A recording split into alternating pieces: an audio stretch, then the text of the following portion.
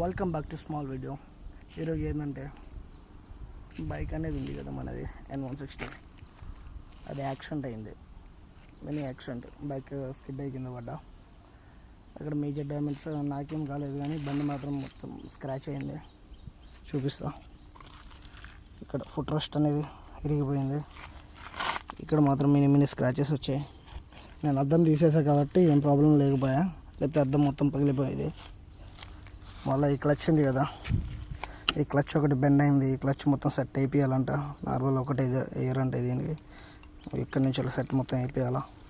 ఇది నాది, అదే రెండే పోయాయి. మిగతా మాత్రం బండి మాత్రం ఏం కాలేదు, బైక్ మాత్రం ఓకే.